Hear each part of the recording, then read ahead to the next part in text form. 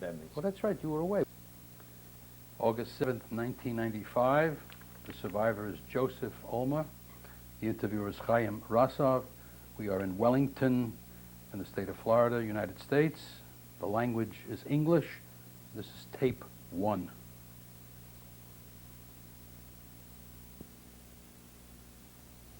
August 7th, 1995. The survivor is Joseph Olmer. I am Chaim Rasov. We are in Wellington, Florida, and the language to be spoken is English.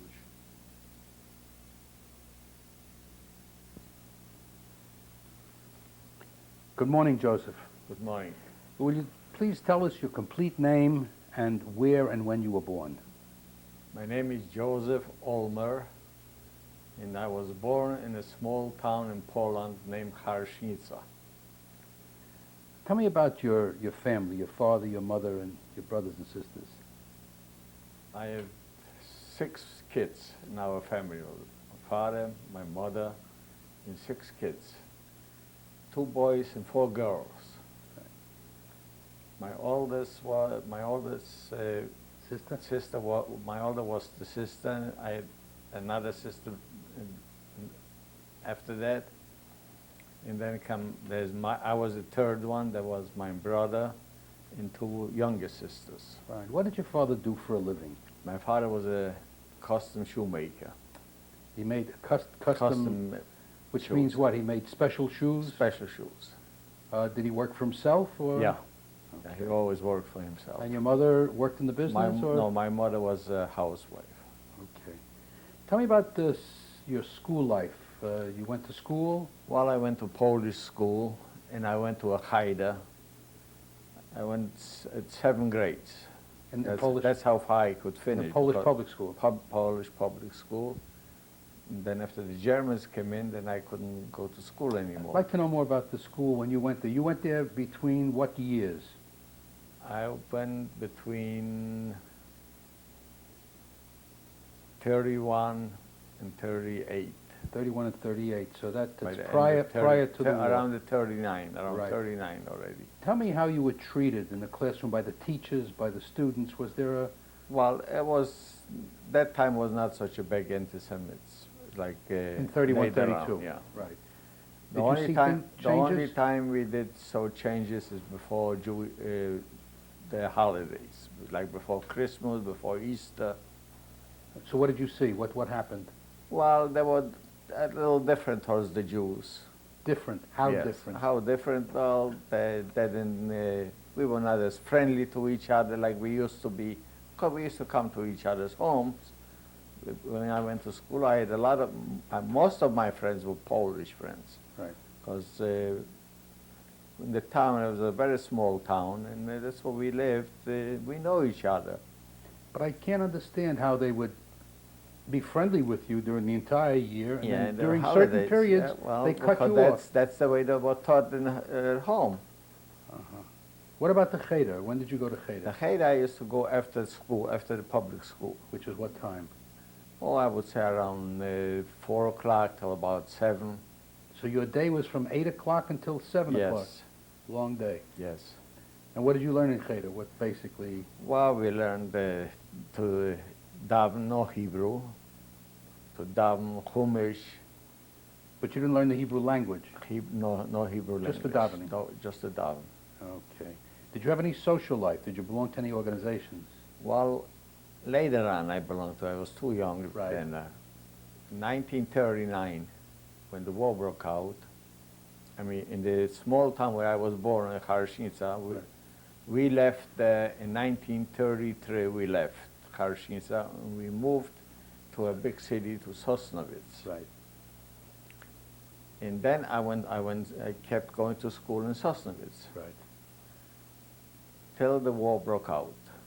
And I did belong to a organization, a Zionist organization, Right. because we had a lot of young children, and that's the only place we could meet with the Jewish kids. Right. What was the? It was not like in a Lodz or bigger cities than Sosnovitz was quite a large city, but Lodz it was different. That Lodz, the way I understand, the Jewish kids went to Jewish schools. Right. In Sosnovitz, there was no such a thing. There was no Jewish school. We were mixed with the Polish kids. Okay. So now you were living in Sosnovitz We lived in Sosnovitz. when the Nazis. The Nazis came. All right, what happened Before then? the Nazis came, my father rented a store, and he was going to go in business selling. Right. But because the kids got older in the small town like Harshinsa, there was nothing to do for all the kids. So that's the reason we moved to Sosnovitz. Right. And when the war broke out in 1939, we packed everything up wherever we could, and we left Sosnovitz. We walked. You walked. We walked. How many miles was that? It was like at least 2-3 days walking. But we didn't walk all the way through because we went to one city, from Sosnovitz, we went to another city where we had relatives. And when we got there, the relatives left, but their homes were open, so we slept over the night. We slept in their house. Right. And then we continued walking. By the time we reached Harshnitsa, because the reason we went back to Harshnitsa, because my father had all his relatives there. His mother was still there, my grandma. Mm-hmm. My uncle, his brother. So that's the reason we went back there. Right.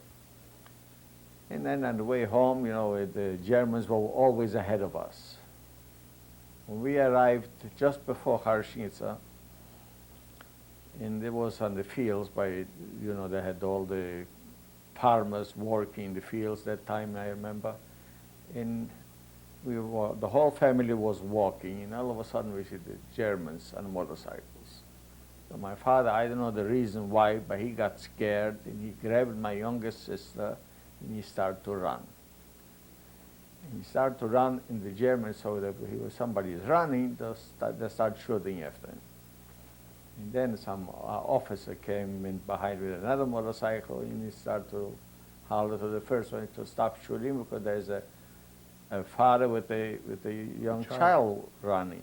So they stopped shooting, and we were sitting in the barn, and that's all. They didn't do anything to us. It took us about 2 days to locate my father. So finally we located my father with my sister. We all got together again, and we walked another few hours, and we were in Harshnitsa. And you stayed in Harshnitsa how long? In Harshnitsa we stayed till about 42, September 42. Okay. How did you live there? What did your father do? Did you live, quotation marks, a normal life, or how did the Germans treat you during that time? We couldn't be a normal life anymore because soon we got into Harshnitsa, the first few hours, Right. we heard, because I never saw anybody get shot or anything like this, but the first woman, a friend of ours who we knew very well, she was the first victim where she got shot by the Germans. She was killed. In Harshnitsa, yes. Right. But you lived in your own home? Well, we rented a place because we didn't have anything, because we were away already since 1933 till 1939. When we came back, we had to rent a place. Right. And we rented a place right behind where my uncle lived. The uncle lived on one side, and the rabbi lived on the other side. And my father started to work. Right. So he did a lot of work for the farmers, and then he did some work for the Germans. And after a while, the Germans started taking people to work. So I was there that time. I was a young kid, only 14 years old. So they took over a big house, and they took me over there to like polish shoes, sweep the floor, bring in wood for the oven to heat the place. Right. But they paid you for this? No, They didn't pay you for this? No, not for that. Okay. I thought maybe you made some money for And your parents. And I remember, well, I didn't look like a Jew. Blue eyes and blonde hair. Yeah, so I did a lot of things, I saved a lot of people their lives. In what way? How did you In do what that? way? There was a bakery, there was a Jewish baker. And I used to hang around over there because I didn't have anything to do. And they used to go out and buy on the black market. They used to buy flour, bake the bread, and sell on the side. Not only what they got from the government, because at that time they were already limited. Yeah. So one day the Germans came into his bakery, and they asked his wife, "Where's your husband?" He said, "Well, I don't know. He's out someplace." Instead, I know that he went to a farmer to buy on the black market to buy flour, and they were waiting for him. And I grabbed the bicycle, and I ran to the town, to the farmer. And on the way, I saw him coming with a wagon, and he had, I don't know, 400 or 500 pounds of flour.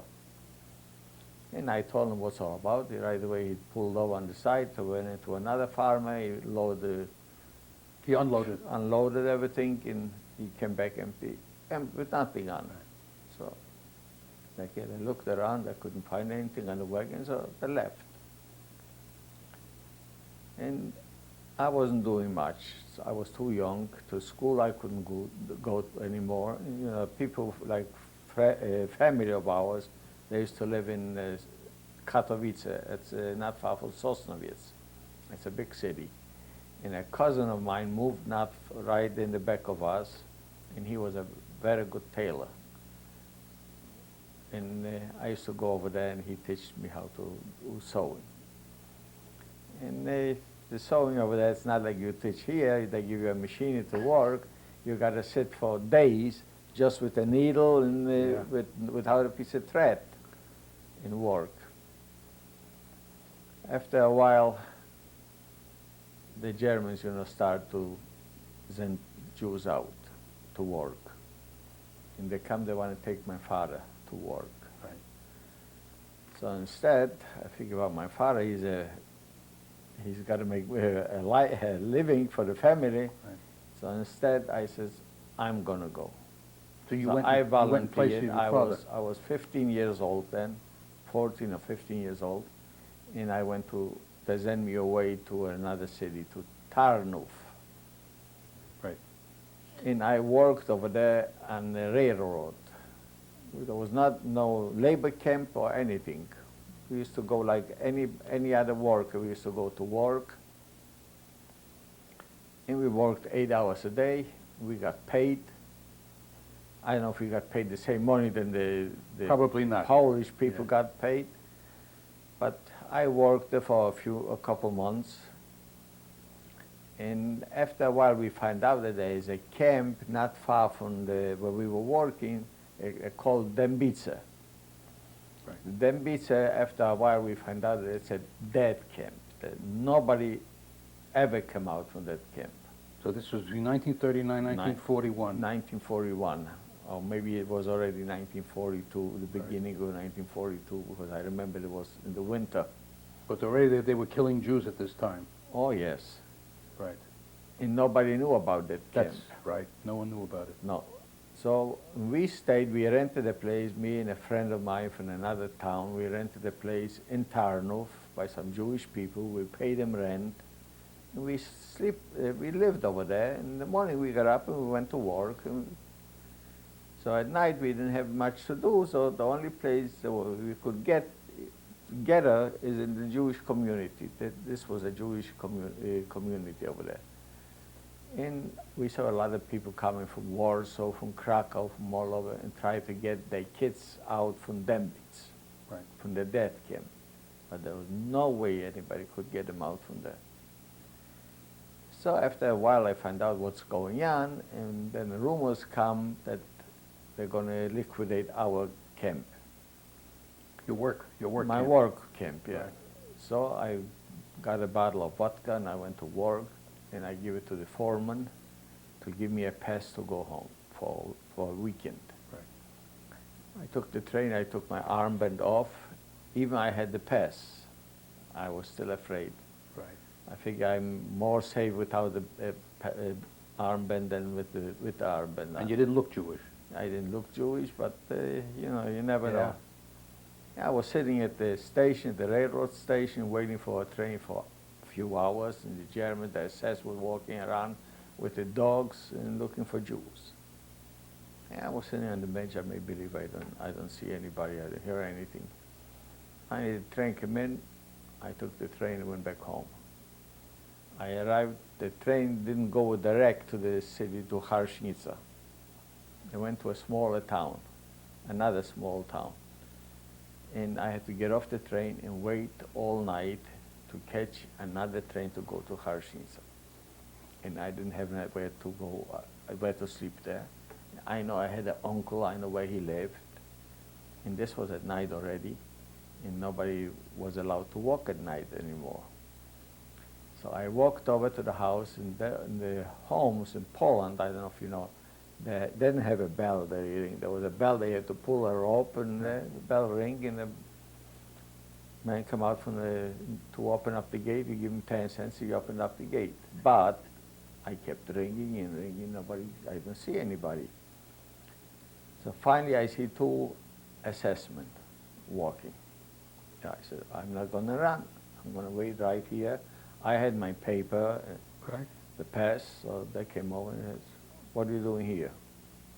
So I explained to him, I'm coming home, I got a pass, I work in Dembitz, and I'm coming home for a weekend. So they want to have the Ausweis, the pass. Right. I showed him the pass.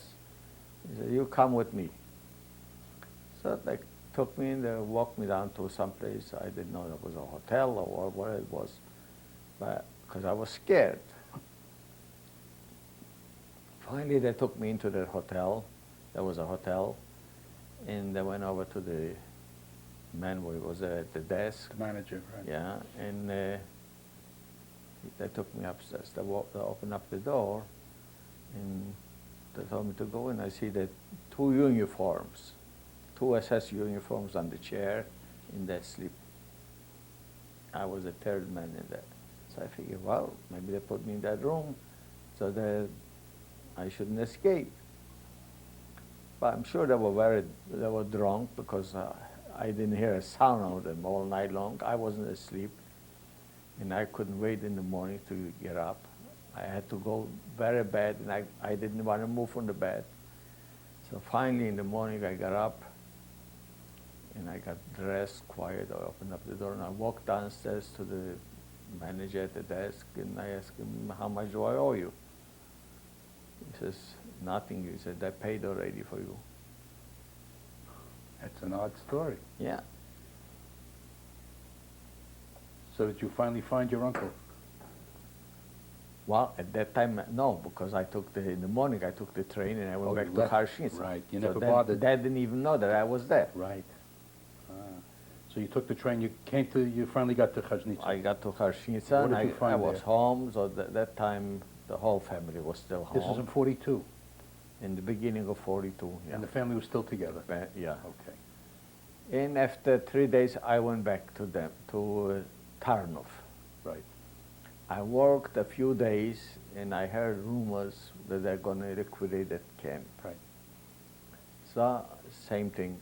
Took my armband off, went to the train, and got back to Harshnitsa. Right.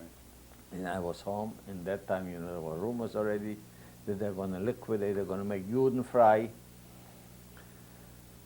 So, a few months later, they sent all the Jews, everybody packed their packs and go. They took us on another city to a big field, and then they brought from all over the small towns.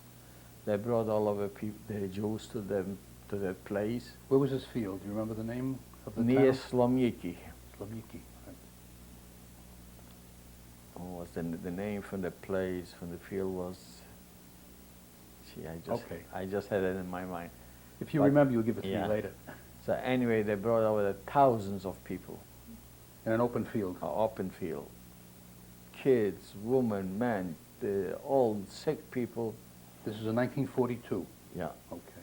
And we were there. They didn't feed us much because then we still had some food what we brought from home. But the Jews from the Slomyki used to come and they used to bring us water. And I have cousins which they're here, And they came over and they used to bring us water and they used to bring us something to eat. Then a few days, they started taking from that field, they started taking old people to put them on wagons, old sick people, and I could see now the picture of that people where they're sitting, old men in their talis and tefillin. And they took them away I don't know how far they took them away, but maybe a half an hour later, we could hear a shooting. So we know what happened. Your father was not taken yet? No, my father was only 42 years old, so he was a worker. Yeah. And then they separated the men, the boys, and the women and the children separated. So that's the first time we got separated from my mother and my sister. They sent us, the men, they sent to a camp, the name Prokochim. Prokochim, right. And we stayed there in the Prokochim on a very short time. From the Prokochim, they sent us to Plaszów. But there are two Plaszóws, there's right. Plaszów, there was Julag 1 and Plaszów Jerozolimska, that's a different camp. Right. But those two camps one camp, Plaszów, was right across the street from Julag. And I was there, my father was there, they sent my father, me, and my brother. They sent us to that same camp. All right, what happened to your mother? My mother, my oldest sister, and my youngest sister was there with us. And they sent us to Majdanek. Is it Majdanek? Majdanek, yeah. Right. They sent your mother and your youngest sister? And my oldest sister. All three, right, yeah. to Majdanek. My sister, she's alive, she worked at the airfields in Krakow. She worked there in the kitchen already. My younger sister and my brother, before we left, my father made papers for her. No, this was already after that. Okay. Anyway, we from Prokochim, my sister she didn't come to the one where she had the Irish papers. Right. She didn't come to that field. She stayed behind in Kharshinsa because she stayed with an uncle, didn't she? Because the Jewish committee was still in the Kharshinsa, right. And I had an uncle. He was a butcher there, and he was in the committee in the Kharshinsa. So you knew she'd be taken care of. So she was there with them. Right. Now you've also mentioned something that the Plaszów that you stayed in, the particular one was the one that Spielberg used. Well, this was after. Right. Because I stayed in Julag, right. Plaszów Julag, when I stayed there with my father and my brother and me.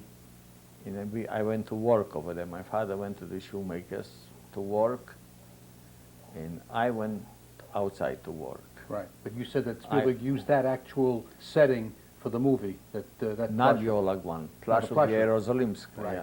Yeah. All right. So then what happened at this point? In Plaszów, I escaped from Plaszów. How did you escape? Well, I went to work in the morning. We went to work to a factory where they make bricks. Right. And we used to go through a tunnel. And the tunnel was dark in the morning, because we used to go around 6 o'clock in the morning. We walked, and I always tried to walk the first four rows.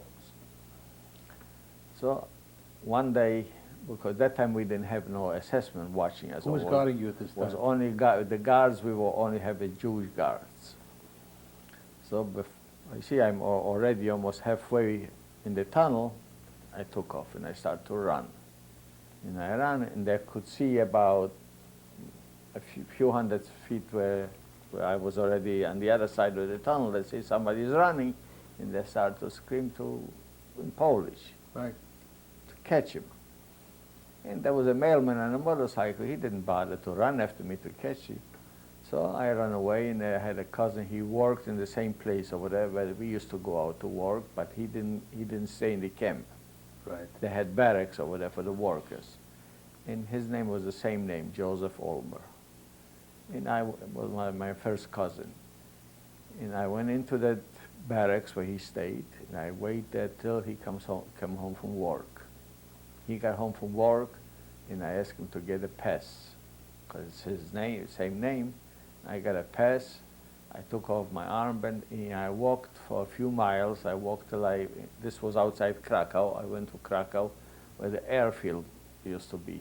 Right. I mean, it was, to see my sister.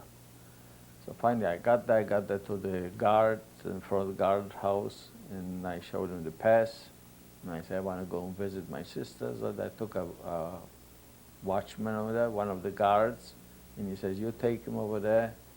In 2 hours, you got to come back here. Right. I said, okay.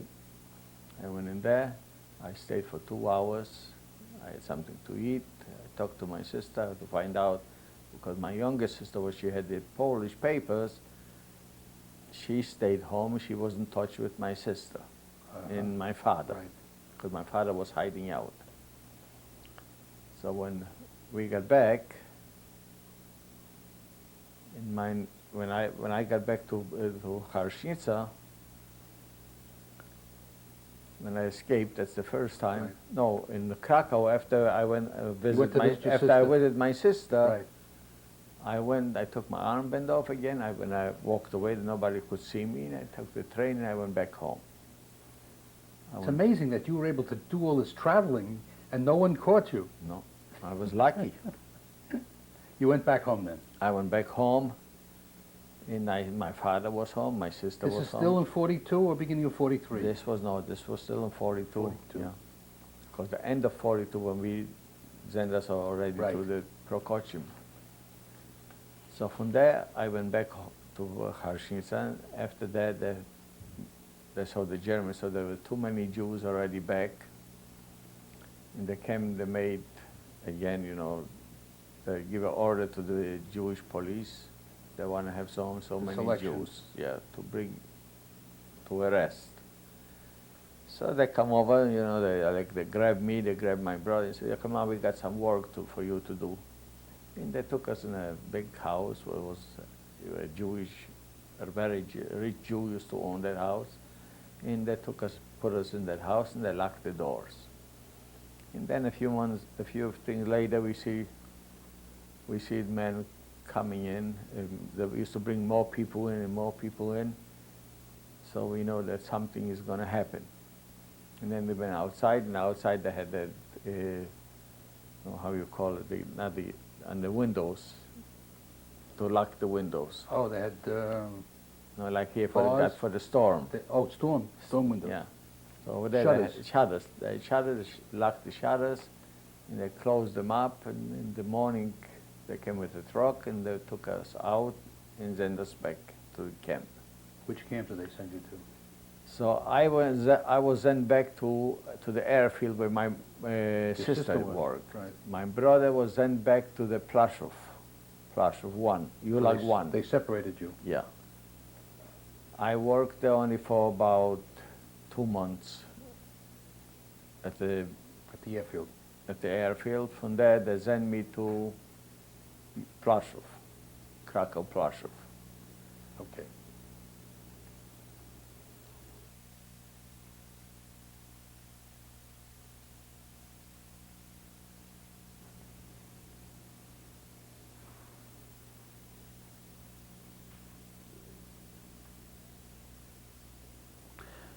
August 7th, 1995, the survivor is Joseph Olmer. This is reel 2. Let's continue with your experiences when you went back to Plaszów. What did you... No, from when I worked at the airfield, I went back to Plaszów, Jerozolimska. Right. Plaszów, Jerozolimska was a very large camp, but when I got there was no camp. There were only maybe 2 barracks. In a Jewish cemetery. Okay. That's what it was. The only thing what we did, we used to take the monuments down, and first thing they build is a kitchen. So we made a kitchen floor from the monuments. And after a while, they started building the camp, and there was a train that we brought in the prefab barracks.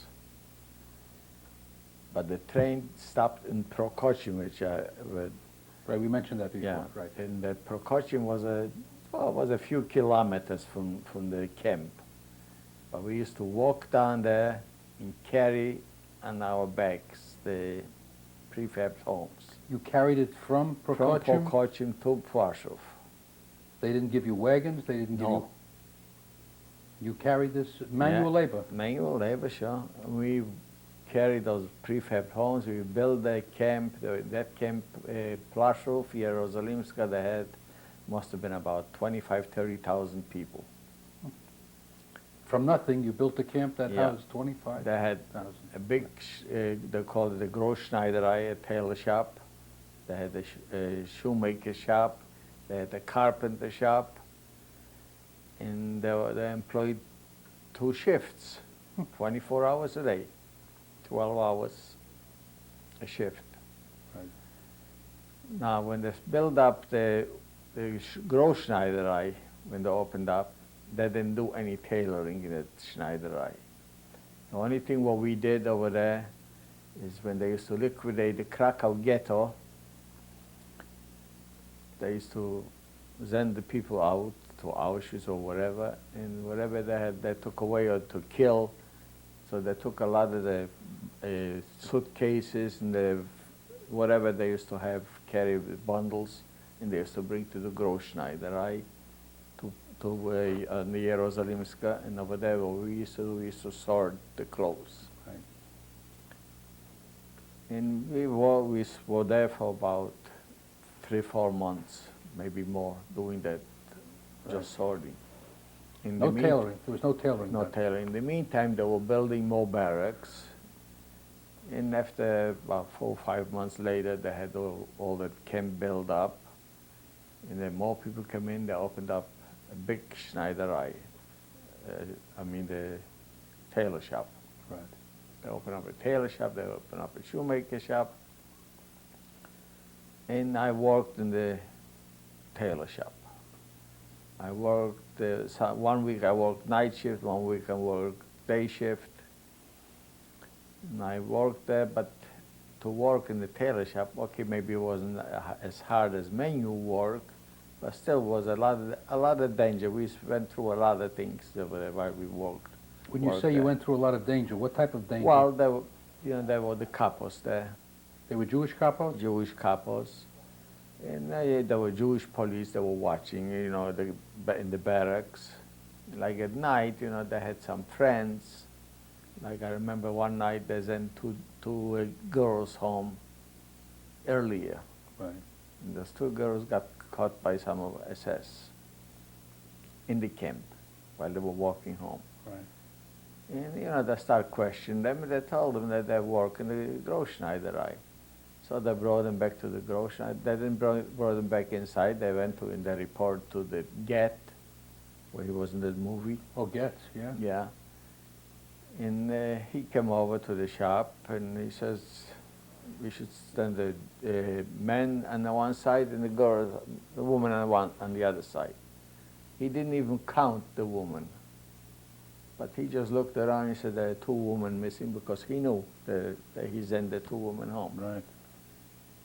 So right away it was already early in the morning, so he sent all the women home, and all the men we were staying there, and he called 2 Ukrainians over, because they were most of our watchmen were Ukrainians, and they came over with the whips,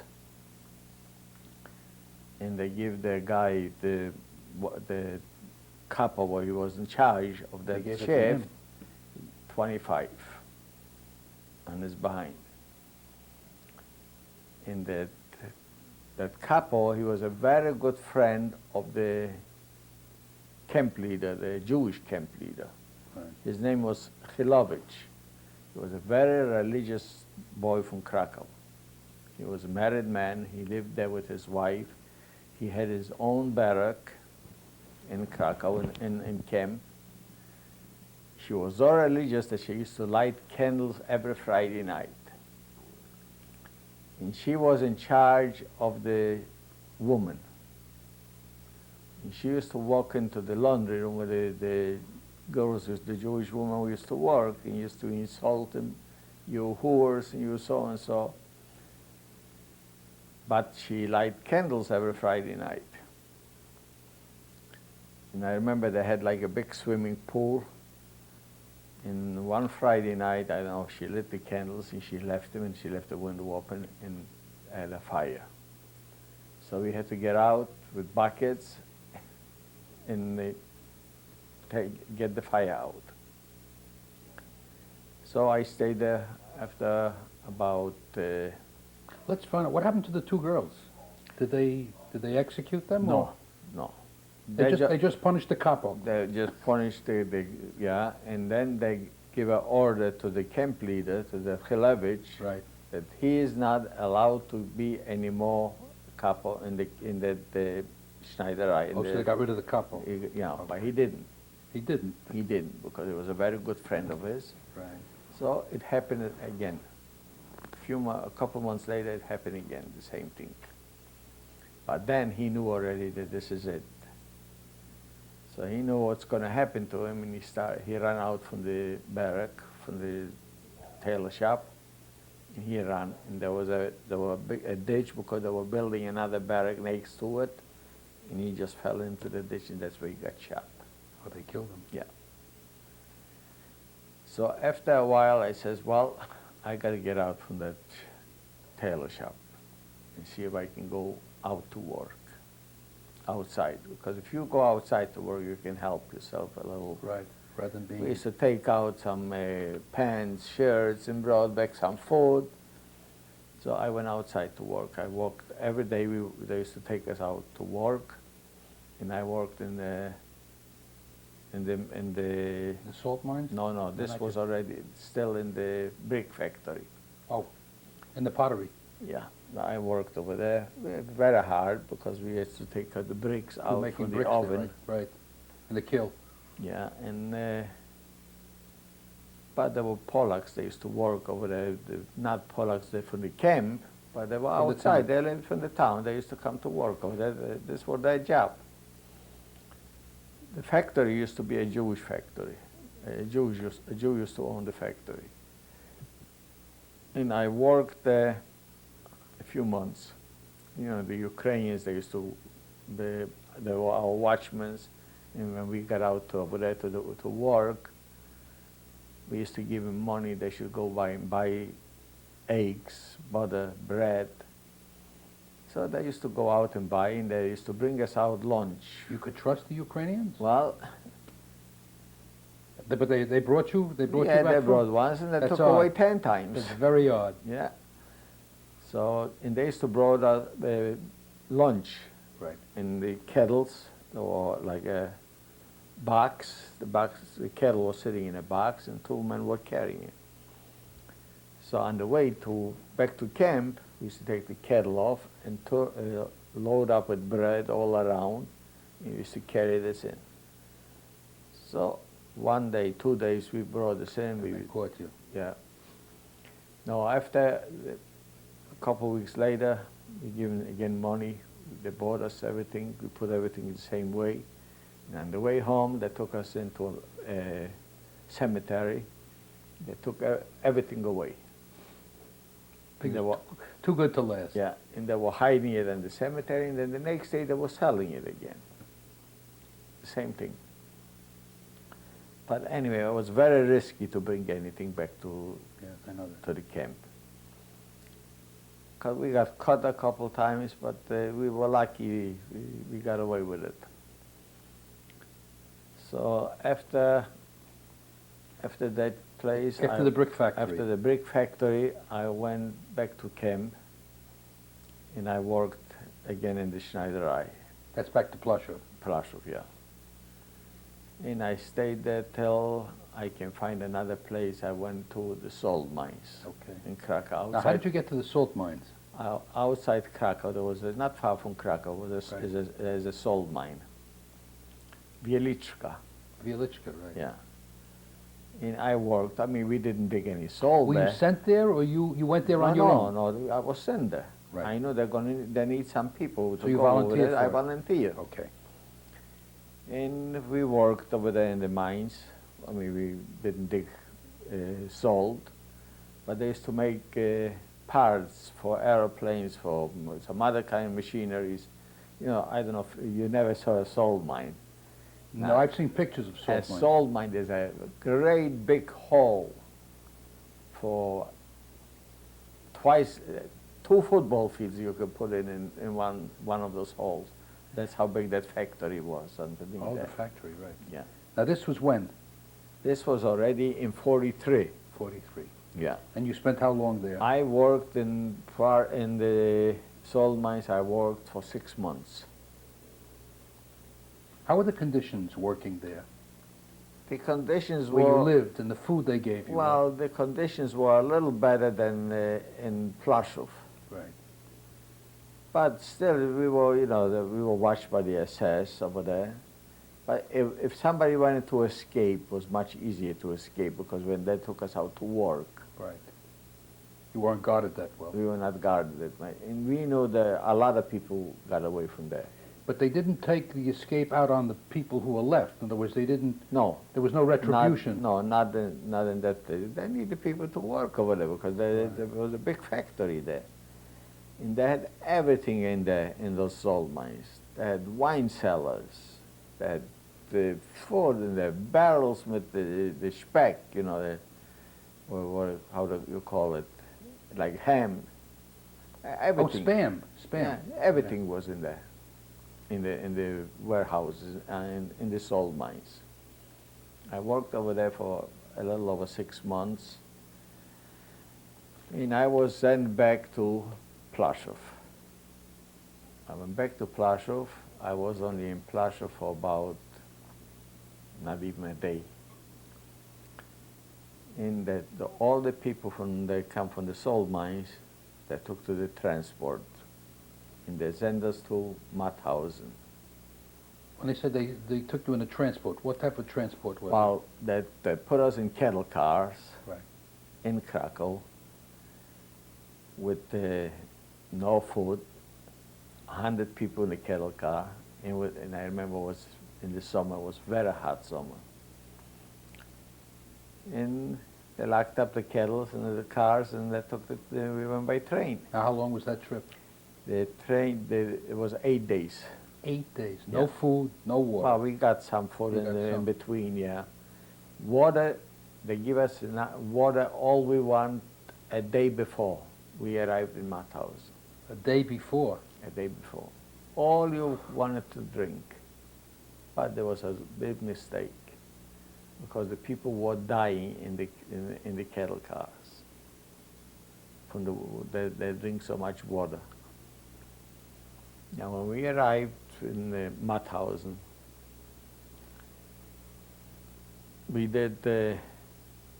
You know, by the time we got out, we sit in a cattle car for 8 days. You couldn't walk. But you have to jump out from the cattle car and get in line fast. And then we marched to the camp, to Mauthausen. How many people died in the cattle cars that you remember? I don't know. I've got no idea. I know we took about 5 or 6 out of the cattle car where I was. Uh-huh. And we have to take him out and carry him to the camp. And we got into Mauthausen. Oh, Mauthausen is way up on a mountain. We had to steps. They got about 100 steps to walk up. And when we got to Mauthausen, they didn't put the whole group. They didn't put the transport. They didn't put to work. They put in barracks in quarantine. Right. And there were no bunk beds or anything. We were sitting and sleeping, one in the whole barrack. I don't know how many they put in the barrack, about 200-300 people, and that's the way we were sleeping. There were no sleeping quarters at all? Nothing. No beds, no No bunks? bed, nothing. Just sitting up. If you want to go out, you have to go. You got to crawl over the people. So you slept sitting up? We slept sitting up. And we were there, I was there 8 days. I know some of the transport over there longer than that, and there was then someplace else. But I know in the group where I was, we were there for 8 days. What did you do during those 8 days? Nothing, carrying rocks down and carrying rocks up. For no reason? For no reason. They didn't know what to do with those rocks. And after a while, you know, the Mauthausen is not far from Vienna. It's 80 kilometers from Vienna. Now, when the Russians started to bomb Vienna, they tried to get the people out from the camp. When is this? Is 1944? This was already 1944, yeah, almost end of 1944. Right, beginning of 45. Yeah. And they took us, they told us, he said the Russians are bombing the Vienna. We don't know how long we're going to be able to stay here. They have to evacuate us. Evacuate Mauthausen, right. So the group where I went with, they took us down to a town, Linz. Didn't they take you to Milk first? No, Linz this first. Linz. Okay. From Linz, no, wait, yeah, you're right. From Mauthausen, they took us to Milk. Milk. Right. Milk Now, how did you get from Mauthausen to Milk? by train. Yeah. Same cattle cars? Yeah, it's not too far. Okay. No, it was a very short ride. So they took us to Milk, and it was another camp. It was, well, the camp was, you know, in Mauthausen, you know, where they had a big pile of shoes. And everybody went by, they grabbed a pair of shoes and they throw you a pair of shoes. Right. I was very lucky, and I got a pair of ski shoes. That fit. Beautiful ski shoes. And I said, gee, this is going to be my Your luck. salvation, yeah. Finally, I got to the Milk, to the camp, and the Blackfear, the guy who was in charge of the barrack, Right. he had give an order to everybody, no shoes under the pillow. All the shoes you got to keep underneath the bunk bed. They could steal them. Now that's what happened. So the morning I got up, I had the shoes on for a couple weeks. I had the shoes. And there was one couple. He was a German, you know, a political prisoner. Right. You know, they had different marks. Yeah. They had like a green triangle, Right. and then, you know, there's a political prisoner. And this guy, he loved my shoes. And Yeah, that's the end of the shoes. he was after those shoes, but okay, he didn't stay. They stayed in different barracks. Yeah. But if he found a place how to get in, maybe, and he got the shoes. I got up in the morning. This is in the winter. I haven't got no shoes. I go over to the guy who is in charge of the barrack, and I said, I gotta go to work. I said, I haven't got no shoes. Well, he says, he give me some rags, and that's it. So I went out to work. We had to go by train from camp to the work workplace. site, right. Yeah. And this was in the winter. No And it was shoes. cold. When we got there, we were building. There were big mountains, woods on the top of the mountains, and we were building tunnels, digging tunnels. And you know, we used to do the concrete work, everything. So the winter was very hard, and waiting sometimes 2-3 hours for a train to come and pick us up. The people were dying. We have to carry the dead people back. Sometimes a lot of them died on the way out to work. So when we got to work, we put them in behind some shed. And by the time we go to pick them up, they didn't have enough clothes on. Because They stole the clothes. stole the clothes off, sure. So over there, I took my cement bags and I put over my feet. And that's what I was wearing for maybe a week. A week? You went without shoes? Without shoes. Finally, I got a pair of old shoes they gave me, but I still had to put the cement bags over Right. because it was very cold. Here we didn't have no warm uniforms, only the striped uniforms. And that's the way we work. People were dying on the way to work and on the way home to work. And people were sick. I always try to be in the front line, in the front four. So people in the back of me, they have to pick them up and carry them. Oh, so you wouldn't have to carry people. You were how old at this time? And this time already I was about 17, 18. And this lasted how long? And that camp, At Mauthausen. this was Milk. Oh, Milk, I'm sorry. Yeah, Milk, we were there a few months. And then in Milk, they had some dentists or whoever they were, I don't know who they were, they took the whole barrack one day, they lined up the whole barrack and pulled teeth. Back teeth. Only the back teeth they pulled. With gold in them, or just they No, just pulled no them out gold. just for nothing? I know. I had 4 teeth missing in the back. Now, what was the purpose for They pulling were, out they teeth? were learning maybe. I don't know. Who knows? So one day I got the line. I tried and I got away. But they had a list, and 2 days later they came into the barrack and they called me out. And that's why they pulled my back teeth. Did they give you anesthesia for that, or they just No, they just pulled them out with no anesthesia? no anesthesia. They pulled everybody, the whole barrack. I tried to get money back from the Germans, but I couldn't get back after the war for the teeth. So I was there in that camp. I was there till they started bombing Vienna. They started bombing Vienna, because this was Milk. This Right. was outside Vienna. Right. So they took us and they sent us to a town, and they put us on a ship.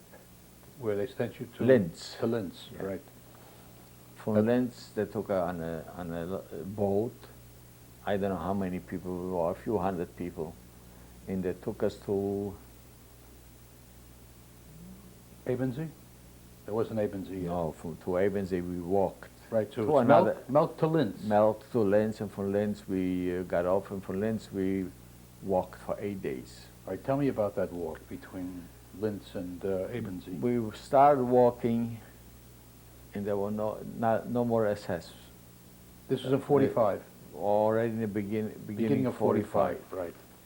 There was our watchmen were old men already then, from the Wehrmacht. The Wehrmacht, Yeah. right. They weren't from the SS. No more SS, but they couldn't afford it to keep the SS. So they had old men that could hardly walk.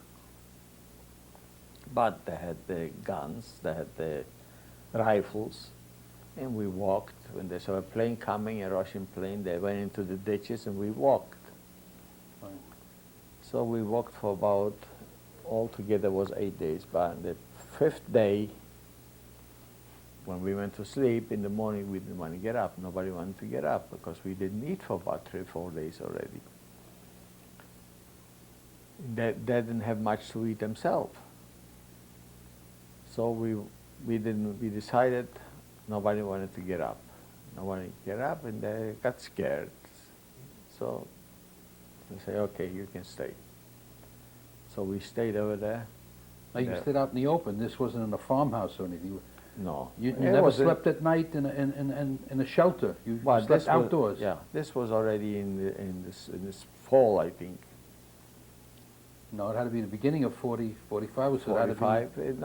It was already. be February, March. Yeah, later than that maybe. Right. And we didn't want to get up, so finally they sent somebody to a town. They came back with some crackers. They give each five crackers, a little package. That's after 5 days of not eating. Yeah, and we walked again. We walked for another couple days, and they brought over, a truck came from the camp already, from Ebensee. A truck came with bread. They give everybody a loaf of bread. But the bread was so heavy, it was like sawdust. It was hard. It was sawdust. It was falling apart. Oh, But it was stale. it was good. We ate. So whoever didn't finish the bread, and we arrived already in Ebensee, you know, some people like to save.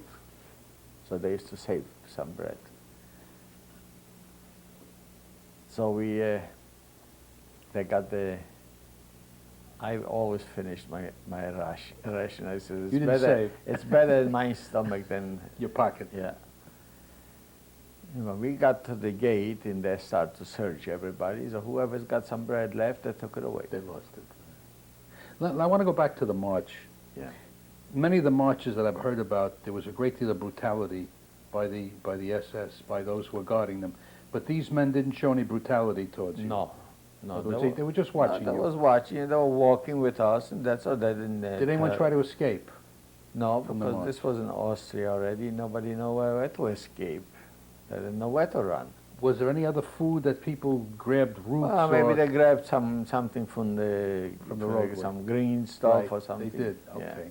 Because it's hard to believe how people could survive all of these days with no food at all. Well, you could survive as long as you got a drink of water. You could survive. As So long they as gave got you water, something at to least. drink. You got something to drink. Okay. Yeah. All right, so you finally arrived Yeah, we finally arrived in Ebensee. Ebensee. Ebensee was a very, very bad camp. A lot of people died in Ebensee. Because they made us work. Well, some people worked in some mines. I did never go into those. I never went into those mines, so I never know. What because kind of mines were they, do you know? I don't know. Yeah. I always try to go outside the camp and work. Ebensee didn't have that much for people to go to do work, to outside work. So the only thing I used to do, I used to line up and go outside to work, and they took us to the station, railroad station, where they were bombed, and unload the bombed cars. Like cleanup detail. Yeah. Yeah. And we used to clean it, unload whatever they had over there in the cars. I remember one morning they took me down to a station. They assigned me and maybe 5 other guys to unload that car. We opened up the cattle car, and we looked at all hides from cows. Mm-hmm. Leather. Yeah, to make leather. Right, to make leather. Go ahead. So what we did, and we started unloading. Before we started going back to camp, whatever we could, we grabbed something, a piece of glass, so Right. we can cut a piece of the hide off. Right. So we cut some pieces of the hide off with the hair, and we went back, we took it back to camp. Wasn't cured yet. It was still.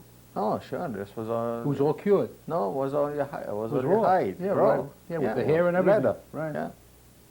What did you do with it? We went back to camp and we had a little fire and burned the hair off and we ate. And it was meat. Right. Right. It was not such a thing. Everything was good, whatever you could find. Whatever you can chew on. Whatever you can chew on was all right. All right. Then what happened in Ebensee And after this? Okay, we'll continue.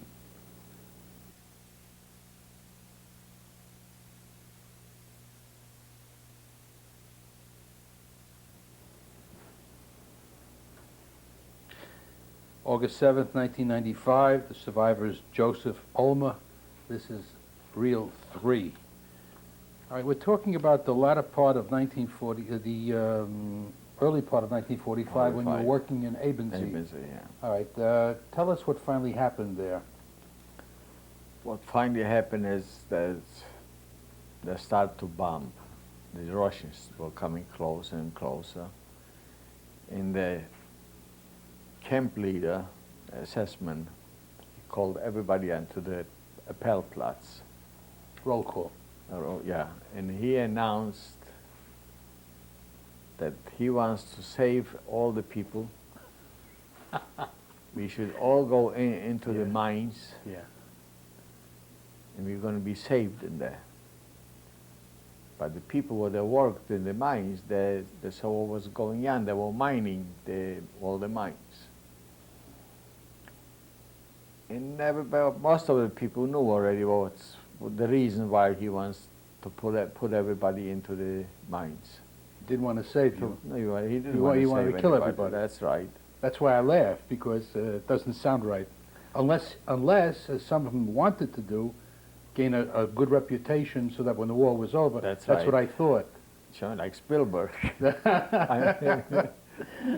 So he was doing this to annihilate the rest of the Jews. Yeah. Right. But everybody started to scream, no. He didn't want to go. He didn't want to go. He just got off from the podium. He walked out.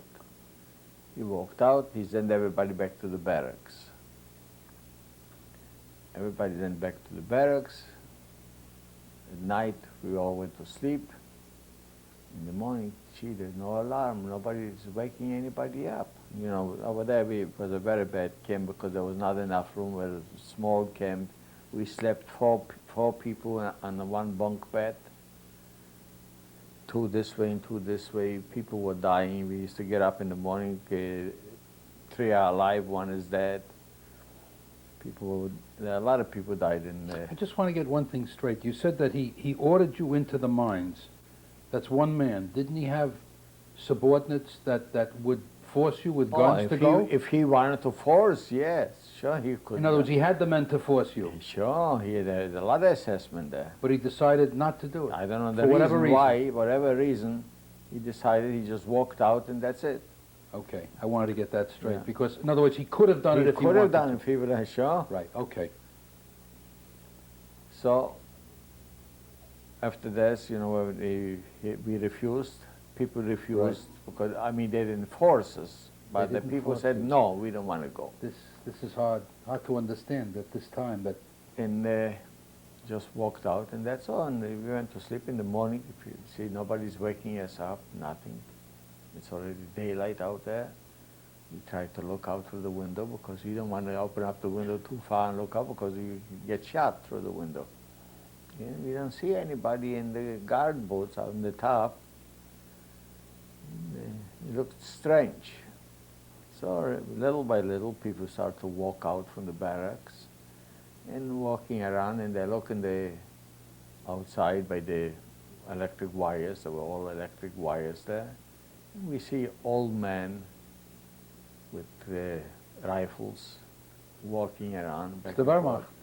No more SS. And then people start to come out more and more, and they really was scared. They were talking to us, said, you go back, you behave yourself. Pretty soon he said, the people from the town are going to come and they're going to start give you to eat. Because the Wehrmacht told you this? Yeah. So it didn't take maybe 2 hours later, the first American tank came up there and he broke into the wires through the gate. You know, there were in that camp, I think there were about 22,000 people. And, you know, you get 22,000 people try to get out from the one gate. Right. You know, everybody tried to get into the SS barracks. So whoever was lucky to get out and got into the barracks, people were running back already loaded with pig's feet, with meat, with bread. So, you know, one grabbed from each other. So I know I had a couple of pig's feet. I had another guy, he got some potatoes and something. So all day long, there was a fire in the camp. Because everybody was making a fire to cook. To cook, right. Whatever they could. And soon the Americans came in, they put up on the Appellplatz, they put up the Red Cross, they put up the tents. And, you know, they were feeding people day and night. And people were dying like flies. From overeating or? From overeating. From overeating. Right. Because they were giving you too much. Now, there was a Polish camp outside the camp where we stayed. It was a labor camp. I mean, they were not watched or anything. They brought Poles over from Poland to work on the fields by the farmers or something. And the first thing what they did when the Americans come up there, maybe a day later, 2 days later, I don't remember exactly, because everybody was busy eating. And I remember that time they gave an order, all the Polish Jews, and they took all the Polish Jews into the camp with the Polacks. So I remember I was there, and then they had already they had the police, the Polacks had the police, and the Jews had the police in the Polish camp. And we didn't have to go to work over there. But because they started to get the people from the Ebensee camp, they started to get them out, because the first people they took out and then back to France was French people. And I remember after maybe a week later, we find out that the plane where they took those French people were crashed. So over there, nobody was really in charge of the people. Ever there was anybody whatever you wanted to do, you did in the camp. When we were No organization. No. So I remember me and what we used to be friends, in the camp together. We decided we were going to go outside and get some food from the farmers. The farmers, when they saw some, people from the concentration camp, because at that time we still were wearing the striped suits, and they were afraid. Soon they saw us coming, they was calling us into the house.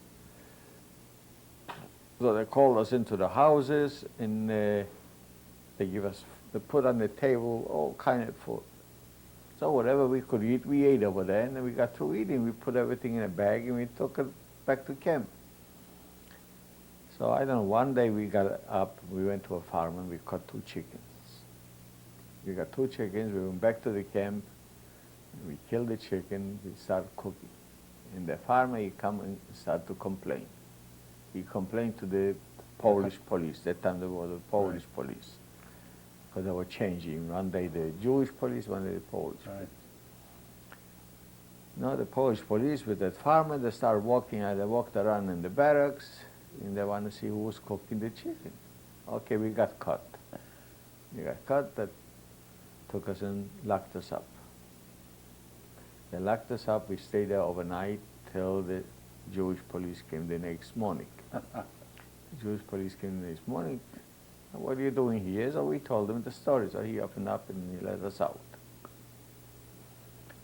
And maybe we stayed there a very short time, because people, the special Jewish people, they started to leave. They left and they went into the town. So I left that camp and I started on the way back to Poland. You're going back to Harsnica. I didn't know where to go back. I said, this is the only place I'm going to go back, because there was my father was hiding out. Right. Which we missed that. Oh, we'll get back to that. So my father was hiding out over there, and my uncle, and my uncle's, my nephew, he was only, when he went to hiding, he was only 5 years old. So I knew the farmer where they stayed, but to the farmer I went to, I know, because he came to the house, and we load up a wagon with leather.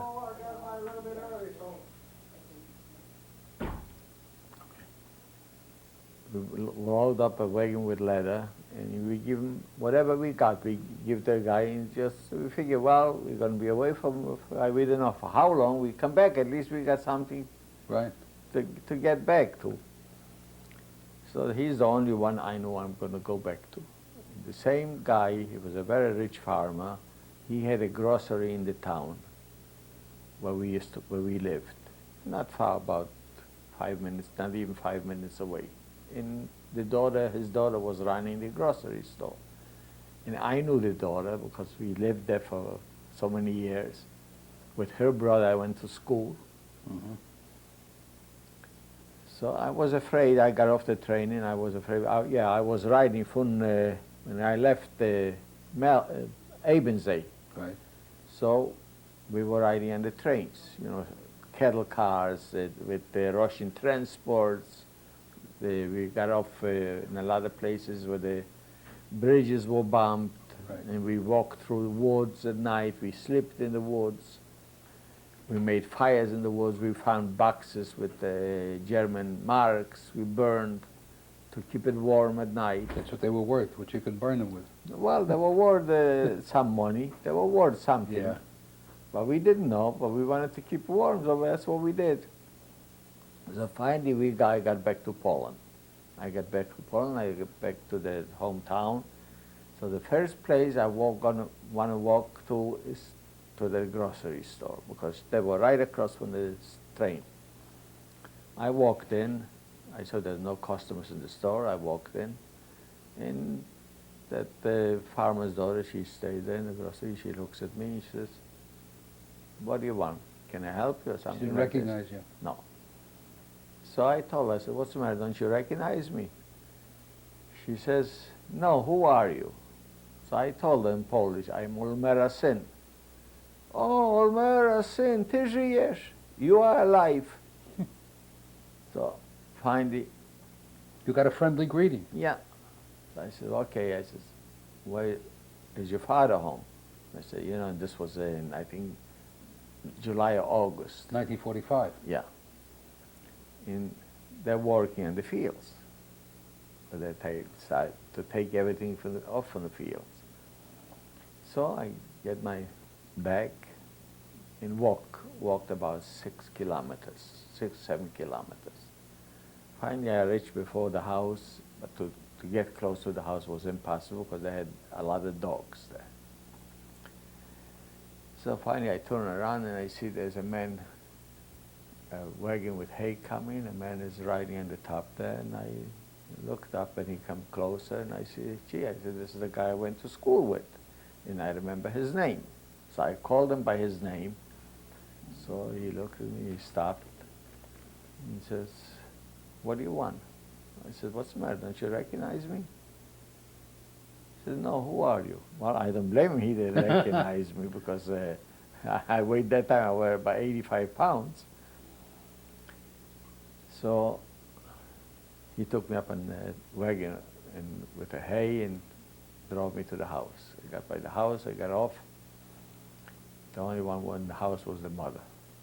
The mother was in the house preparing the supper. And I was sitting there, I was talking to her in Polish. And they started, the people who, the workers started to come in because by the farmer, they're all the work and they all eat together. Mm-hmm. They come in the house, they start washed up, they come in, they sit by the table waiting for the boss to come back because they would start eating without. And he was about over 6 foot tall. He had the sideburns all the way down here, big, tall man. And everybody's sitting by the table, and I was sitting by the table, and everybody's quiet when he walks in. And everybody's looking at me. And he comes in, and he looks, he says, "Oh, you are Olmer syn. You are the son of Olmer." I said, "Yes." So he recognized me. Oh. He recognized me. So we finished supper. He got off from the table, got away from the table. He calls me into the other room, and he tells me a story that about my father. Well, I have to believe him. What happened? That my father, my uncle, sent the boy out to him and to get some money from him because he should sell some leather, and they want to get some money to pay for the other guy, the other farmer. So the Germans caught him, and he took him over for where they were hiding out, and that's the way the Germans shot him. And I had to believe him. So what am I going to do? So they told you your father was dead? He did, yes. Okay. Yeah. We'll get into the story about your father in a minute. Okay. So while I was there, he tells me a story. There's a man here back already, and he went to another farmer and see if we can get some money. And he says he's coming back here tonight, and you're gonna meet him here. I didn't know where else to go, so I figured, well, I'm gonna stay overnight there. So maybe a couple hours later, it got a little dark already. He comes over, the man comes back. He comes back, we hug each other, we kiss each other, we are both alive. And then he tells me, you know, your sister is in Sosnovitz. So I couldn't wait already to get to Sosnovitz. I said, I don't care about that money, or I can get money from this farmer or not, I'm going back to Sosnovitz. But there was no train, I had to wait till the morning. So the farmer says, you know what, he says, in the hallway there's a bunk bed, you can sleep over there. And the other man, he says, you know what, he told me, he says, I got some money back already from the other farmer, and he says, I'm going to go and sleep into the barn. So he went in to sleep into the barn. About midnight, about 12, 1 o'clock in the morning, somebody knocks on the door. And the Polacks, you know, they were still looking for Jews. With guns, they come into the house, roam around in the room, looked in every drawer, they took some money out from him, and then they come over, you know, to my bunk bed and start lighting in my eyes with the flashlight. So I made believe I sleep and I'm just waking up. So they asked me, I said, who's that? He says, well, I just hired this man to work, he's going to work for me. Okay, they went outside and they started shooting in the air and they got away. Now the man in the barn, he thought they took me out and I got shot. And then I thought they took him out and he got shot. So I couldn't wait till it's going to be a little daylight. We can go outside and see who is alive. So finally it was a little daylight. I opened up the door and I looked out and he's looking out from the bar. So I said, well, okay, we both are alive. He escaped also? Yeah. Was he also blonde and like you?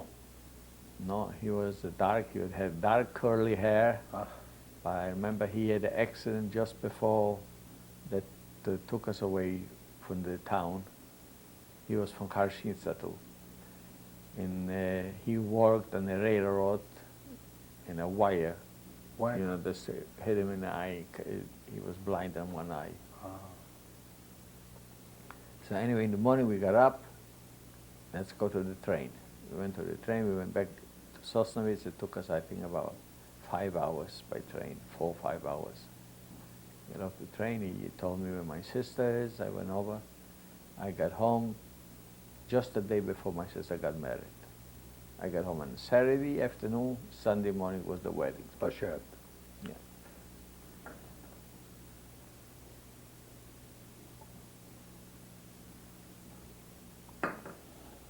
And she married a man, well, I knew he was with me in camp in Krakow. My sister was in Auschwitz. She was liberated in Theresienstadt. She was liberated. My brother was liberated in Theresienstadt. He was in Skarżysk, Skarżysk was a very bad camp. When he got out, he was yellow, you know, because there was an ammunition factory. And his complexion was yellow for years. So he jaundiced, yeah. And Now tell me, yeah, go ahead. Till maybe about 10 years ago, he still had such a bad dreams at night. I remember he came to my son's bar mitzvah, and he slept in my house when we lived in Leipine. And at night he slept he brought his son. He was only about maybe 5 years old. And he was screaming at night. I thought, I didn't know what happened.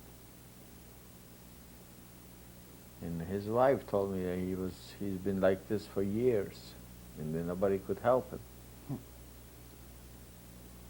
And now he's much better. So you went to your sister's wedding. I went to my sister's wedding, and after the wedding... How did she react when she saw you? I'm curious. We were both crying. And we both start to ask, where's he? Right. She says, I don't know nothing about you. My brother is alive, or anybody is alive. There's nobody. Your mother didn't survive? No. She died in Majdanek. Majdanek. Now your father survived. Tell me how he didn't survive. You said he was hidden. He was hidden, yeah, but he got killed from the Germans. How long? That little boy. Yeah. Well, I thought, yeah, but he. Oh, so the story was true that your father died. Oh, I thought Yeah. that was. I thought that story was a false story. No, it was not Oh, a he false did story. die. Yeah, All right. So he was hidden out for a while by the farmers, yeah. and when they caught, I called my nephew, and my nephew took him over there where he is. They took him out, and all three got shot. Oh, see, I My thought your father was. my father, my uncle, and my nephew. Oh, they all died. Yeah. See, I thought there was a better ending to it. I didn't No. want to believe that No, it's they a died at this very point. bad ending to it. To your father. Okay, so at least you found out what happened to your mother and to your father Yeah. and to your uncle. Now you're reunited with your sister. I'm reunited with my sister. All right. My sister got married.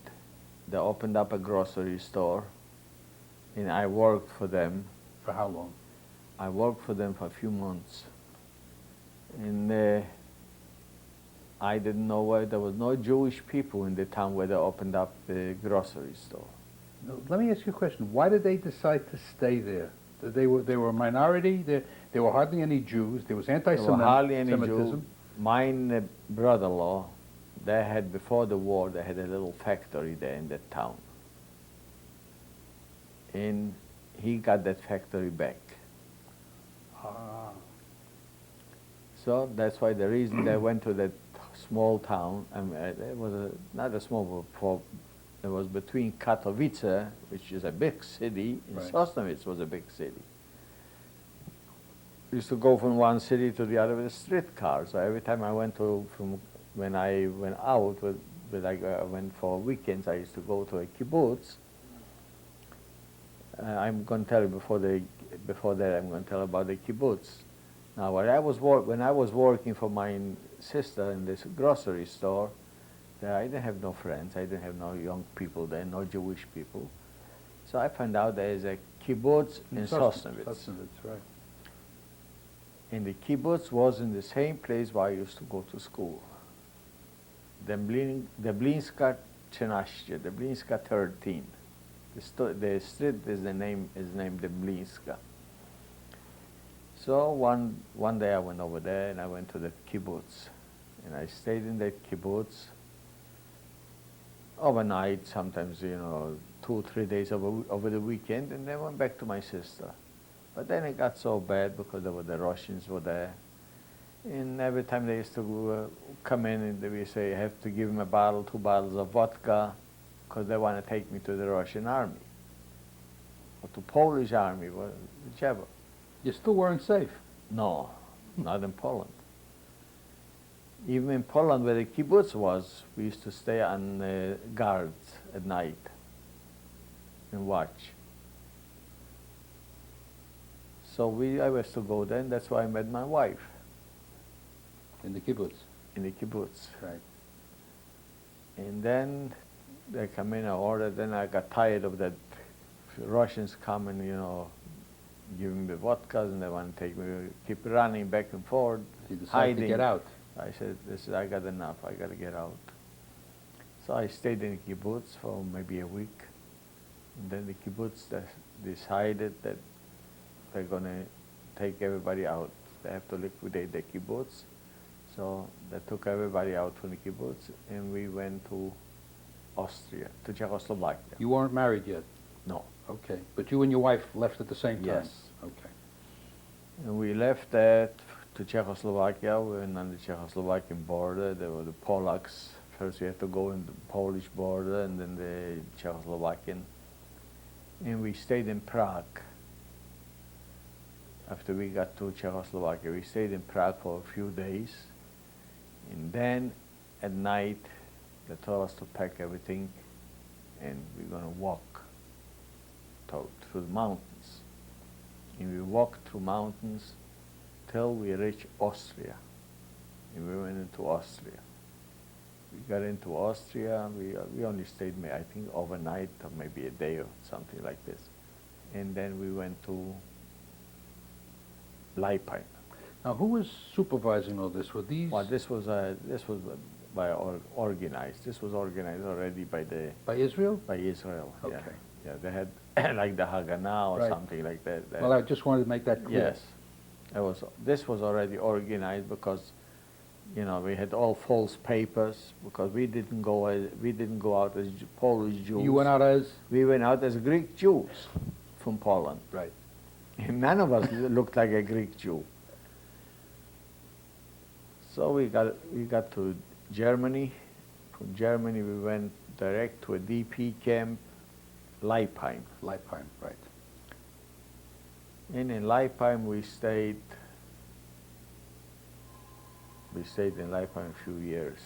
Right, now you took a course in Leipheim, didn't you? In With Leipheim Ort. I went to in Ort Right. And they taught you how to do what? and they do tailoring. I was not able to go and do a black market or stuff like this. I didn't want to do it.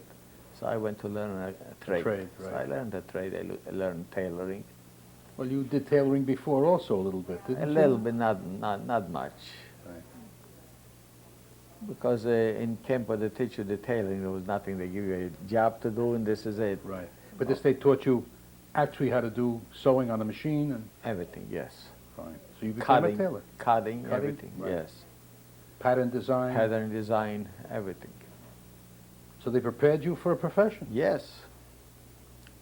So and we stayed there for about, well, all together, because they sent us from the Leipheim, they sent us to Ulm, to another, all close to each other, to DP Right. camps, to different DP camps.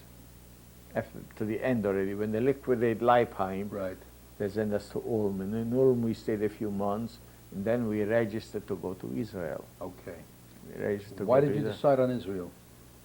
Because we wanted to get out from Germany. We wanted to get out from the DP camp. No, I thought in And we Israel didn't instead of know. the United States, or Well, we didn't know we can go into the United States. Okay. So finally we find out there's a registration to go for United States. So I said, whichever is going to come first, we go. We didn't care, as long as Right. we get out from Germany.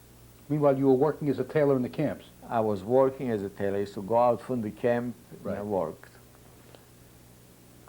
Now this is what year, 1946? This was already in 1945. 45. This was 45. all in 45. 45, okay. Yeah. In 40, Yeah. end of this was end of 45 already. And then we got registered already to go to Israel into United States. Okay. Now after about 3 months later, I got called to the consulate to go to Israel to United States. So the United States came first. Yeah. Okay, Because- we'll continue with this. Okay.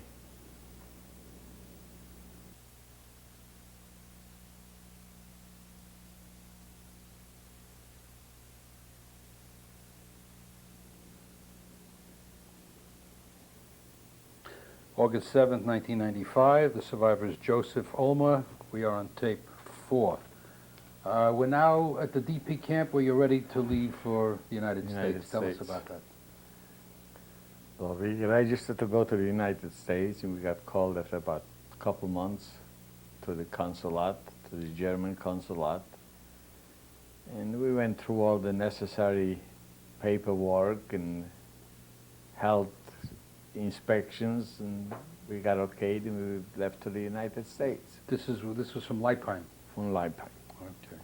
Now, my daughter was already 2.5 years old. Right. My daughter, Your yeah. daughter, My right. daughter was 2.5 years old. She was born in Leipheim. She was born in a city called Ginsburg, but from in DP camp in Leipheim. Right. Now, prior to your leaving for the United States, you told me that you contracted tuberculosis. Yeah, but this was in the Leipheim. Right. Tell me about that. Well, I got sick and I went to a doctor, and they told me I got to go to a sanatorium. I was married already then. Right. So they sent me to a very famous sanatorium outside Munich. And I stayed there for 4 months. 4 or 5 months I stayed there. And finally I decided I'm going to sign myself out, leave the camp, leave the hospital.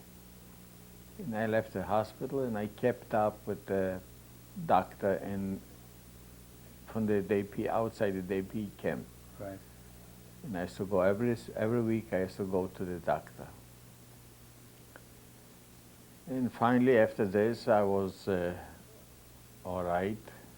I didn't have no more TB because they wouldn't let me into the United States. That's what I wanted to get to, the fact that if there was any sign of it, you never could have emigrated. Right. No, because I went to the German doctor first, then the American doctor, and they didn't find any TB, so... It was completely arrested. Yeah. Okay, that's the important factor. So because they sent me to Bremerhaven. The harbor. The harbor.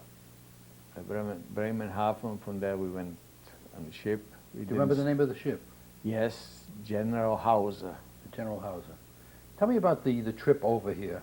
The trip over here was a military ship. Right.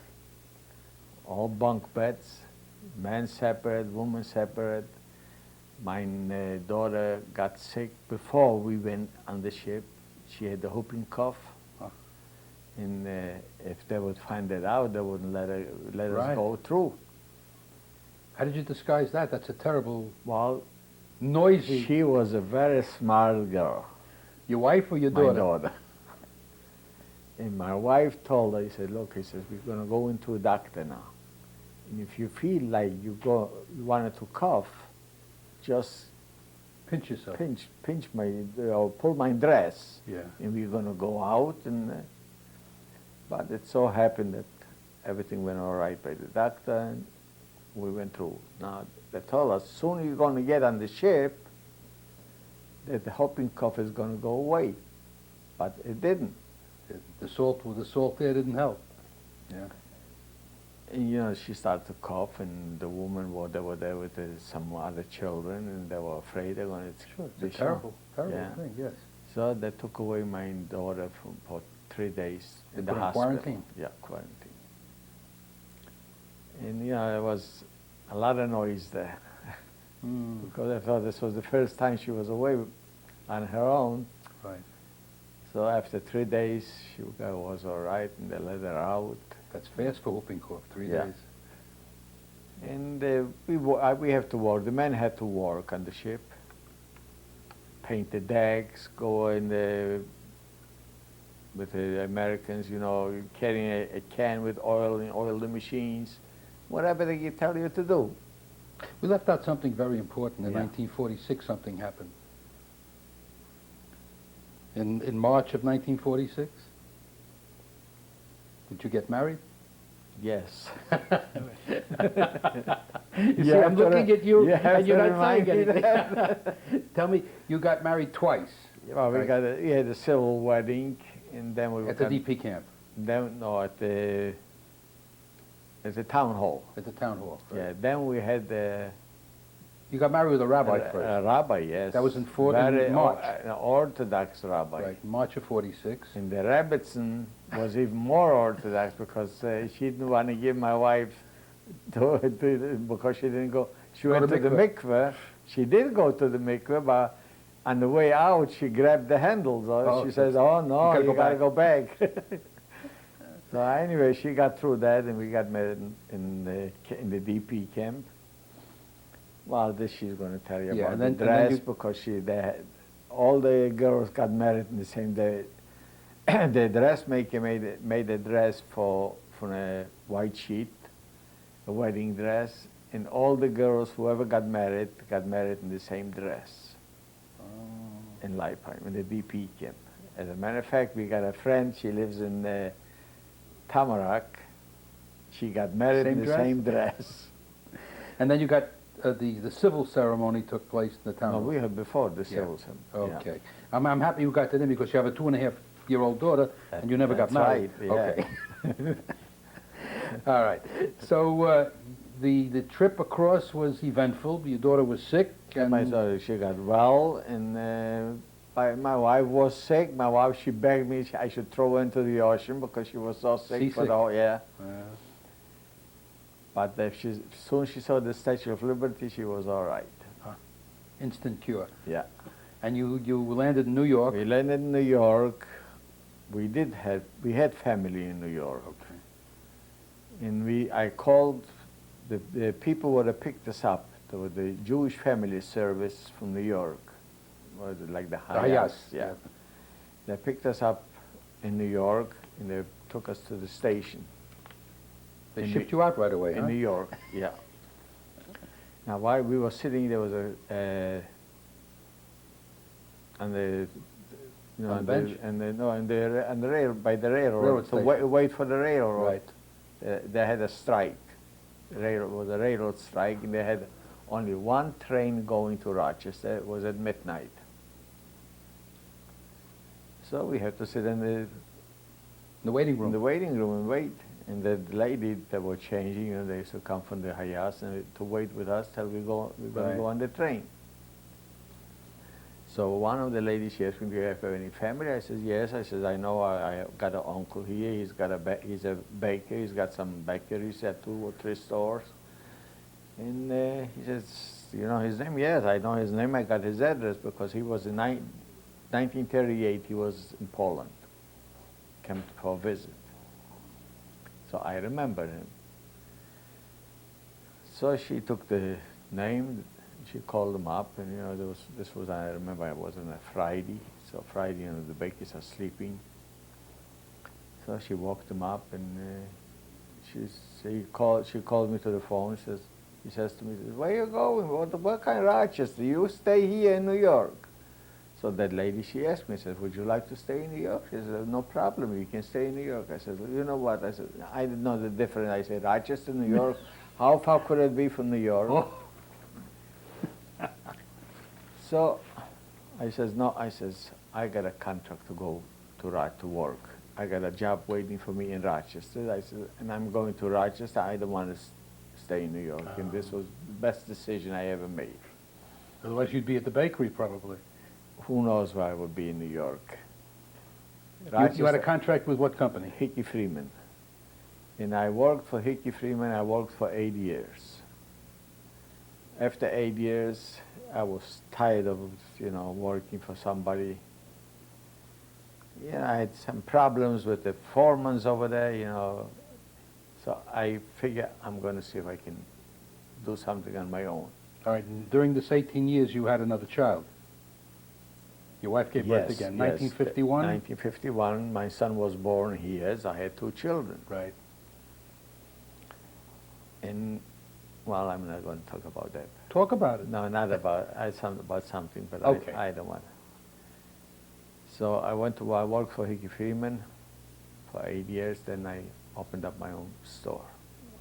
Opened up a dry cleaning and tailoring shop. But a new store, you know, it takes a long time by the time you get some customers in. Yeah. So I stayed in the store for about 6 months, and I couldn't make a living there. So my wife had to go to work. And my wife was after me I should go back to the factory. I said, look, I'm going to go at night and clean floors, but I'm not going to go back. I'm not going to go back. I'm not going back to the factory.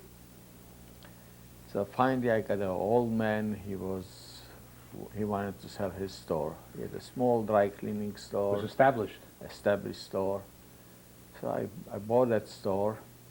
I went in, I started to work, cleaned the store up. I went in, I stayed all day because the old man used to stay 3-4 hours a day. So, you know, whatever he made was enough for him. And I needed more money because I got a family. So I stayed in that store for about quite a few years. And I remember I stayed in that store for the first 2 years.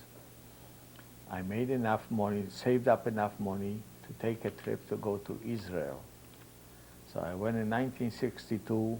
I went to Israel to see my sister and my brother in London. That's the sister who had the grocery store. Yeah.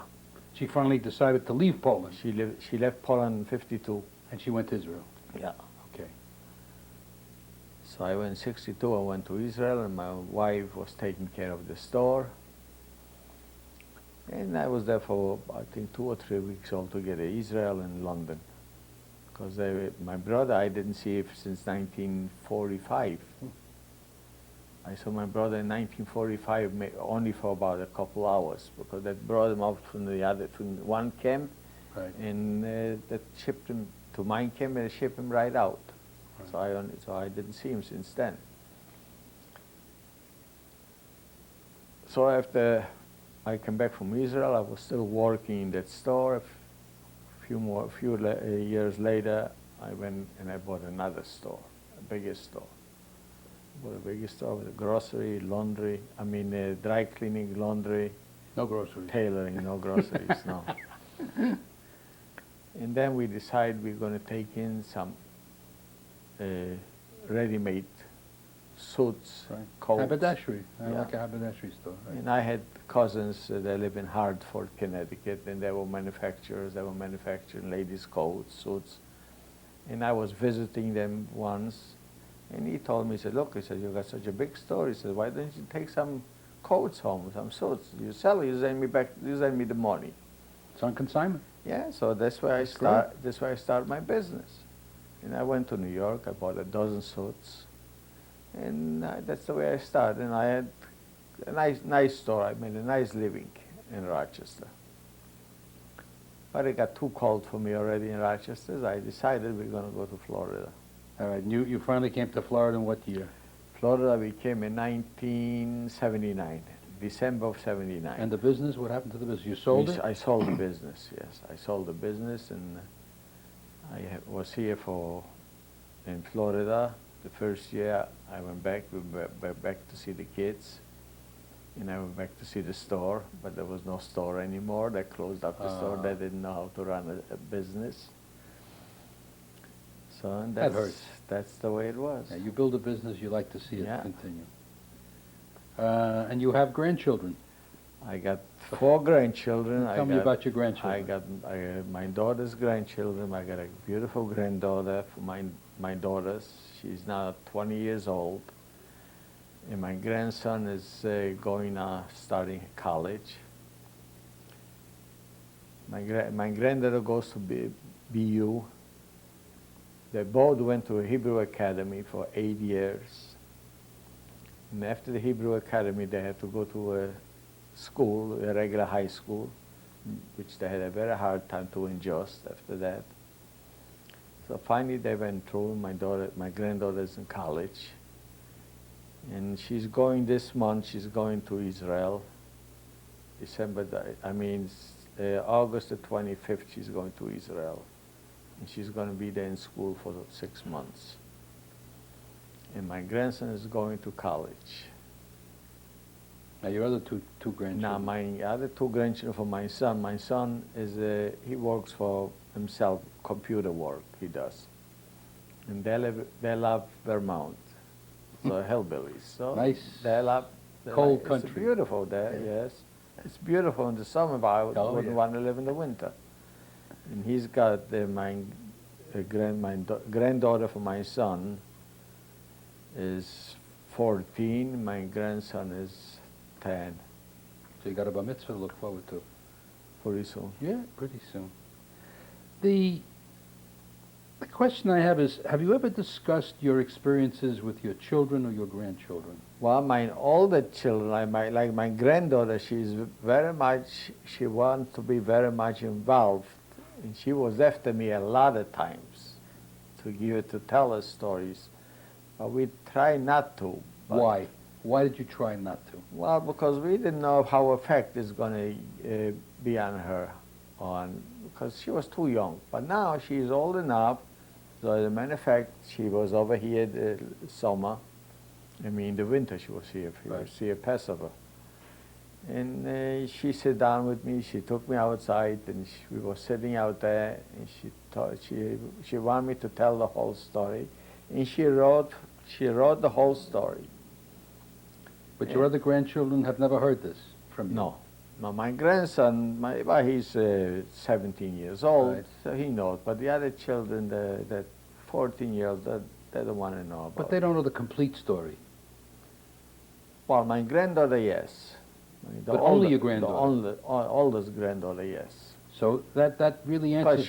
Because she is interested in it. Right, but it really answers my last question, but I want you to tell me why you decided now to have this? Because Put on tape. we are getting older, and I know it's not too many left, and somebody's got to tell the story, not only what's happening now, but what happened 50 years ago. So your message is what to the young people today? That they should remember what happened, and I hope this is never going to happen again. And this is the message for all the Jewish kids. I hope they never have to live through that.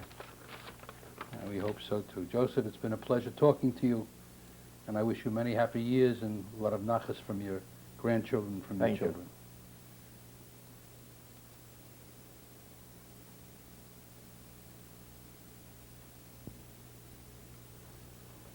This is my wife, Paula. We've been married for 49 years. We're going to be celebrating our 50th anniversary next year. And I hope we live long enough to celebrate a few more.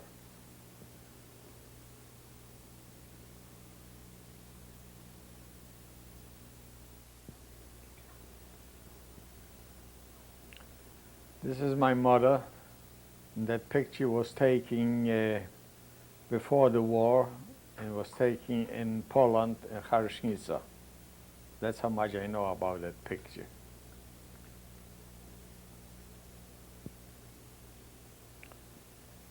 Now to the left, that's my mother again.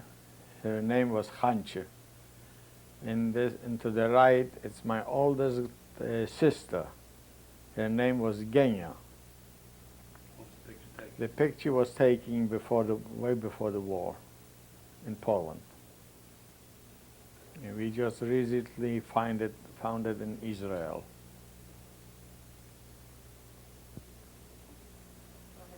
To the left standing is my mother, my older sister, and in the front of them sitting down is my uncle, my aunt, and the bride is my cousin.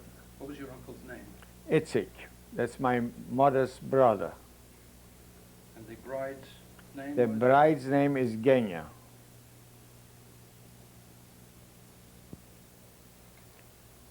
Now that's me in that picture when I was liberated. It's 3 months after the liberation I was taken, and I gained some weight already on that picture. I weighed only 45 pounds when I was liberated in May. And this was taken in what camp? This was the liberation. I was liberated in Avensee.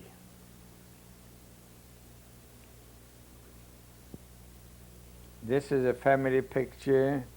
We were in DP camp. That's the Seder in 1947, and you can see my daughter was born here. She's in that picture already. The name of the And family? the family name is Parnes. This was taken in what? This was taken in Leipheim. That's a Seder.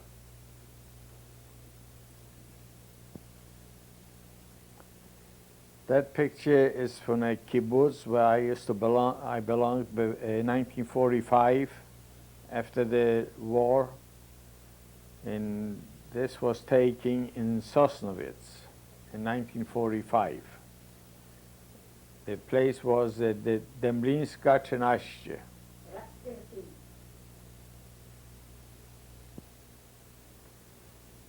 This picture was taken on the ship going to the United States in 1950, and the ship, the name was General Hauser. And this is my wife and my daughter. Her name is Yetta. And this picture was taken in Leipheim in the DP camp in 1947, and this is my wife and my daughter. And myself. The good looking is me.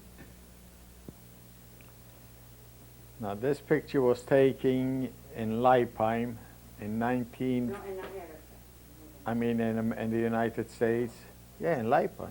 No, not in Leipheim. Oh. in Rochester in 1951. And that's my wife and my daughter and myself. Joe, I guess you were.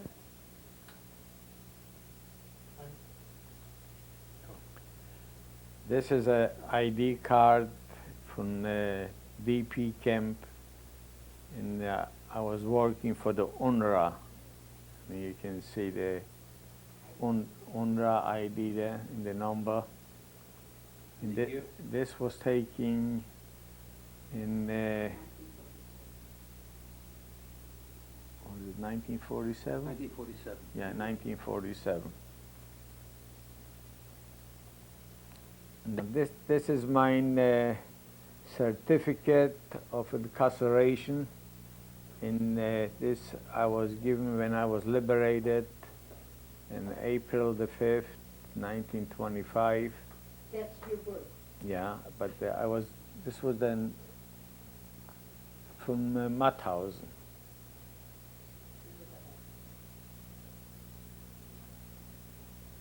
It's July 29th, 1949. Okay.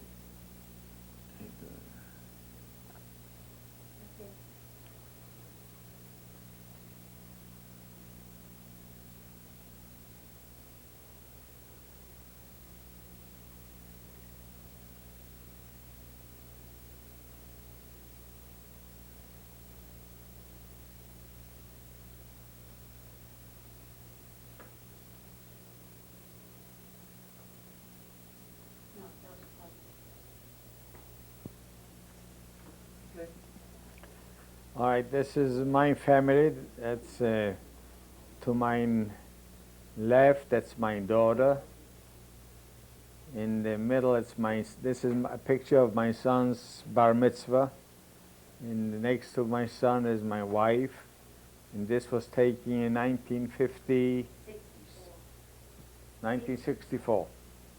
That's right, 51, 64. This is a picture of my daughter's wedding. Her name is Yera, and my son-in-law's name is Larry.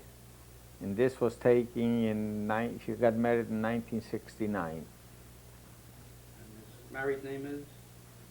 Her married name is Fox.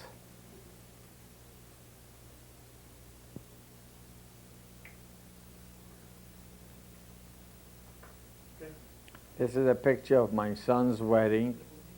His name is Henry, and his wife's name is Helen.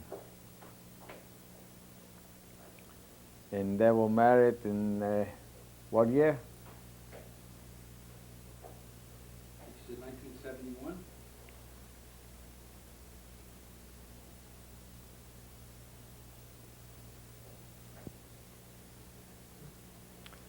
This is my son's family, plus my wife is in there too. And to the left is his wife, Ellen, and my grandson, Jesse. In the middle is my son, Henry, and my granddaughter, Lisa. When was it taken? This was taken last year in Vermont, 1994. 1994. This is my daughter's family. The name is Fox. To the left is my daughter Yera, my granddaughter's graduation, What's her name? Jenny, my son-in-law Larry, and my grandson Jeffrey.